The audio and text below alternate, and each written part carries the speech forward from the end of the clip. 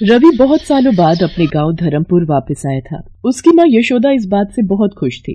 रवि बेटा, आज तो कितने सालों बाद गांव वापस आए हैं। तेरी कॉलेज की पढ़ाई भी खत्म हो गई है। अब एक अच्छी सी लड़की देखकर तेरा ब्याह कर दूं तो मुझे भी शांति मिले। माँ, अभी मैं कोई शादी के झंझट में नहीं फंसने वाला। अभी मुझे पिताजी का गांव में स्कूल खोलने का सपना पूरा करना है। इसी सिलसिले में मैं सेठ ज्ञानचंद जी की जमीन देखने जा रहा हूँ।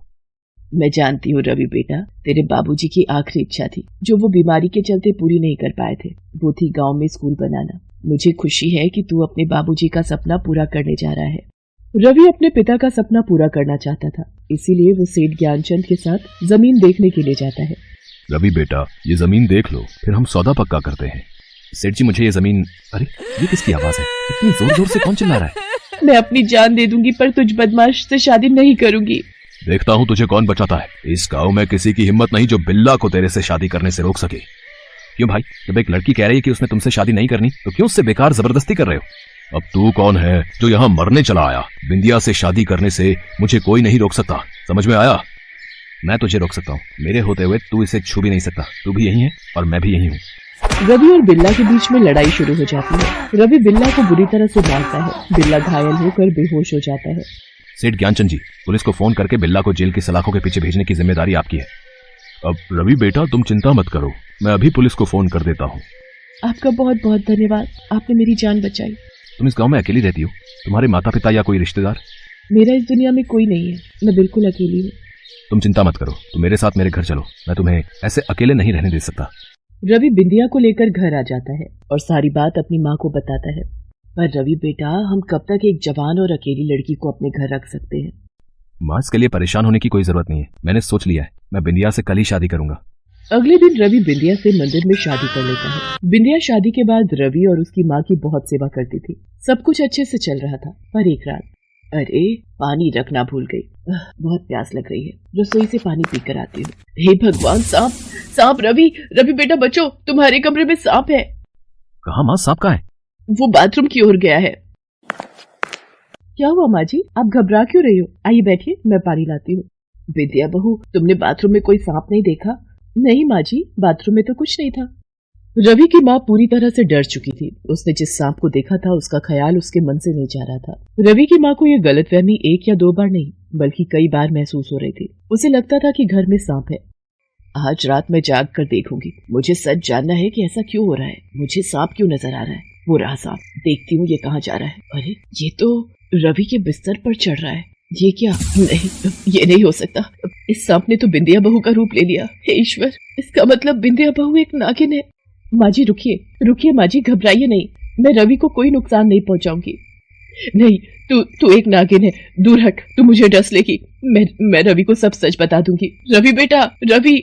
माँ जी, आप जानती हो रवि आपकी बात पर कभी विश्वास नहीं करेंगे। मुझे नागिन बनते सिर्फ आपने देखा है, रवि ने नहीं। इसलिए कृपया करके आप मेरी बात सुनो, मैं आपको सब सच बताती हूँ। माँ जी, याद कीजिए, ये उस वक्त की बात है जब आप रवि को लेकर मंदिर गई थी और वहाँ पर रवि को एक नाग ने काट लिया था। कोई मेरे बच्चे को बचाओ, इसे सांप ने काट लिया है। वो सामने पेड़ के नीचे एक पहुंचे हुए सपेरे बाबा बैठे हैं और वही आपके बेटे की जान बचा सकते हैं। बाबा, मेरी मदद करो, मेरे बच्चे को नाग ने काट लिया है। तुम चिंता मत करो बहन, तुम्हारी बेटी को कुछ नहीं होगा। मेरी बीन की धुन सुनकर नाग अपने आप जहर चूसने आ जाएगा। सपेरा बीन बजाना शुरू करता है। नाग वापस आकर रवि के पैर से सारा जहर खींच लेता है और जंगल की ओर गायब हो जाता है। रवि ठीक हो जाता है। माँ जी, मैं उसी नाग की पत्नी हूँ। मेरे नाग की जान आपके बेटे में है, क्योंकि उस दिन मेरे नाग ने अपनी जान आपके बेटे में डाल दी, पर मेरा पति नाग नहीं बच पाया। इसीलिए मैं आपके बेटे का पीछा करती हुई इस गांव तक आई थी, ताकि मैं आपके बेटे को जान से मार सकूं। पर आपके बेटे ने मेरी इज्जत और जान बचाई। वो बहुत भले दिल के हैं। उन्होंने मुझे सम्मान दिया, मुझे अपनी पत्नी बनाया। इसलिए मैं अपनी सारी दुश्मनी भूल गई और उन्हें अपना पति स्वीकार कर लिया। आप चिंता मत कीजिए, मैं रवि को कोई नुकसान नहीं पहुंचाऊंगी। अब आप सो जाइए, कहीं रवि जाग न जाए। मुझे ऐसे नहीं बैठना, मुझे कुछ करना होगा। मुझे उन सपेरे बाबा को दोबारा बुलाना होगा। रवि की माँ उसी सपेरे के पास जाती है और सारी बात बताती है।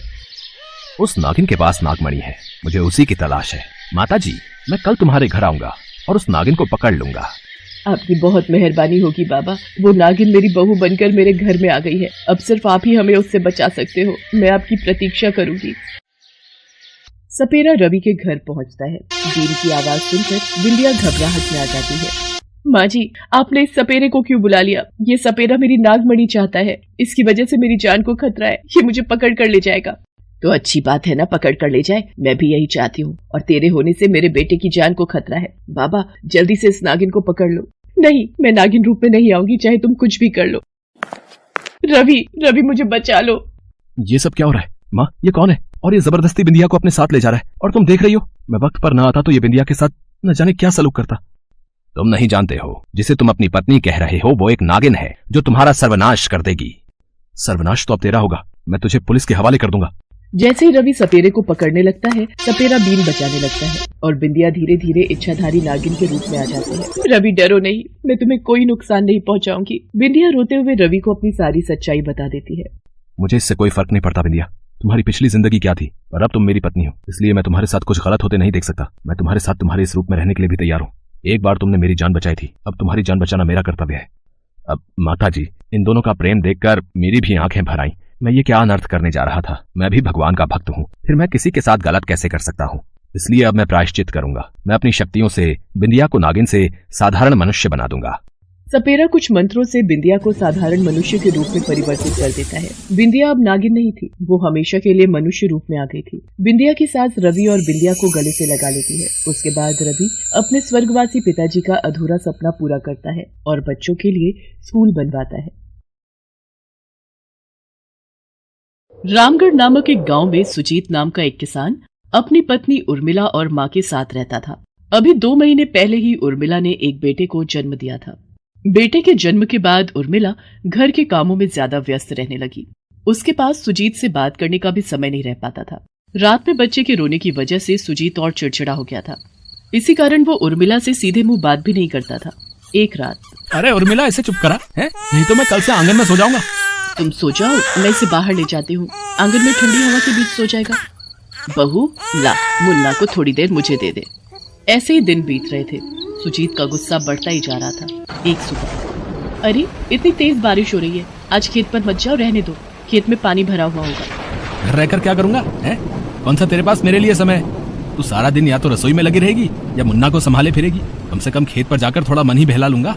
सुजीत गुस्से में खेत पर चला जाता है। बारिश तेज हो रही थी। खेत के सामने ही एक नदी बहती थी। सुजीत ने देखा एक लड़की नदी में कूदकर अपनी जान ले रही है। सुजीत को तैरना आता था। वो भी लड़की के पीछे नदी में कूद जाता है और किसी तरह उसे बचाकर किनारे पर लाता है। लड़की रोने लगती है। आपने मुझे क्यों बचाया? मुझे मर जाने दिया होता। मैं इस दुनिया में बिल्कुल अकेली हो गई हूँ।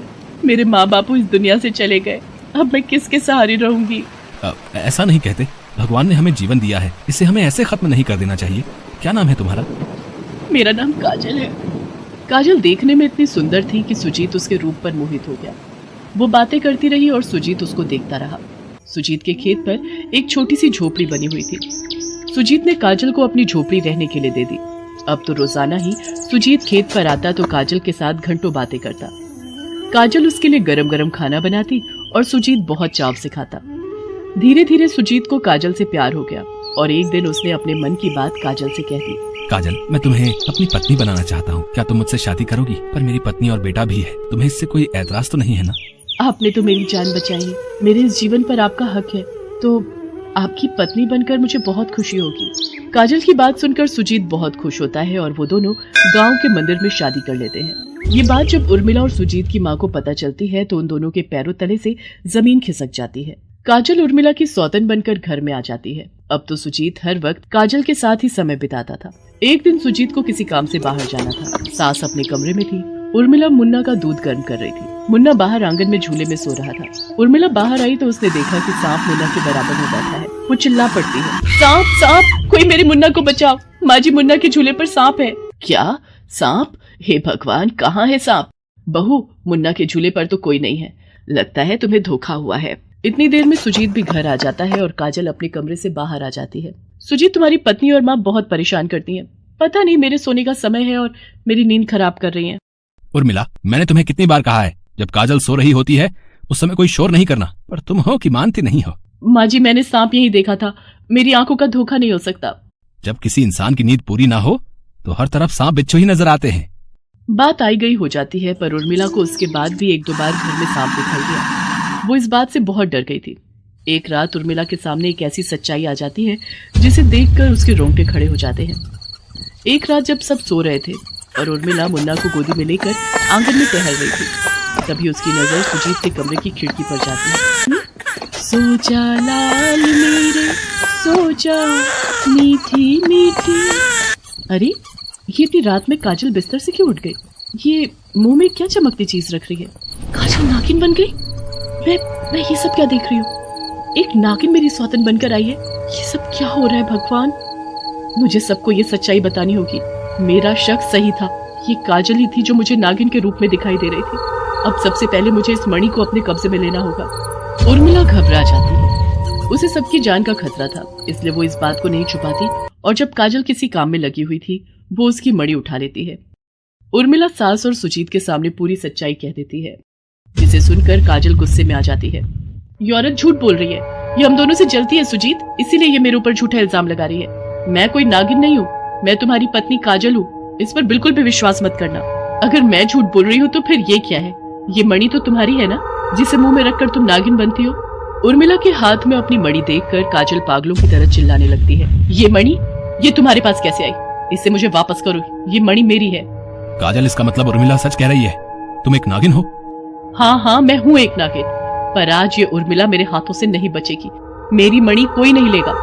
इतना कहते ही काजल उर्मिला के हाथ से मणि छीन लेती है और अपने मुंह में रखकर नागिन बन जाती है। इतनी देर में उर्मिला की सास गांव के सपेरे रघुवंश को बुलाकर ले आती है। रघुवंश अपनी बीन बजाने लगता है, जिसे सुनकर काजल नागिन के रूप में छटपटाने लगती है। सपेरा रघुवंश कुछ मंत्र पढ़कर उस नागिन को पिटारे में बंद कर लेता है। अब घबराने की कोई जरूरत नहीं है, मैंने इस नागिन को पकड़ लिया है, अब इसे दूर जंगल में छोड़ाऊंगा। बाबा, बस एक बार काजल से मैं बात करना चाहता हूँ, क्या आप उसे थोड़ी देर के लिए असली रूप में ला सकते हो? ठीक है, कल तुम लोग मेरे पूजा स्थल पर आना, वहाँ मैं इसे एक शीशे के संदूक में रख दूंगा ताकि अपने रूप में आकर तुम सबको कोई नुकसान न पहुँचा सके। अगले दिन सुजीत उर्मिला और अपनी माँ के साथ सपेरे के पूजा स्थल पर पहुँचता है। नागिन बनी काजल शीशे के संदूक में कैद थी।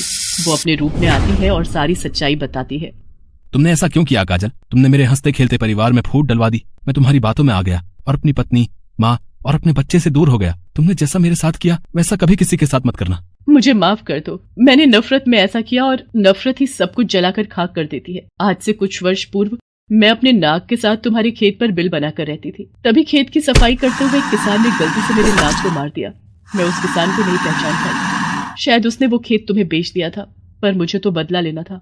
मेरे नाग की मौत इसी खेत पर हुई थी, इसलिए मैंने जब तुम्हें इस खेत पर काम करते देखा तो तुमसे बदला लेने के लिए मैंने ये सब किया। पर जब तुमने मेरी जान बचाई तो मुझे देखा कि तुम बहुत अच्छे इंसान हो, इसलिए मैंने उस समय तुम्हें नहीं मारा। मैं तुम्हें अपना बनाना चाहती थी, तुम्हारी पत्नी और परिवार को मार देना चाहती थी, पर हर बार तुम सब बच गए और उर्मिला के साहस ने ये सब होने से रोक दिया। अब मैं अपनी गलती का पश्चाताप करूंगी। मैं यहाँ से नागलोक वापस चली जाऊंगी और कभी नहीं आऊंगी। सुजीत, उर्मिला बहुत अच्छी पत्नी है, उसने तुम्हारी जान की रक्षा की है। तुम दोनों एक दूसरे के साथ हमेशा खुश रहना। इतना कहते ही वो नागिन अपनी शक्तियों से वहाँ से अदृश्य हो जाती है। उस दिन के बाद सुजीत अपने आप को बदल लेता है और अपने परिवार और पत्नी के साथ खुशी खुशी रहने लगता है।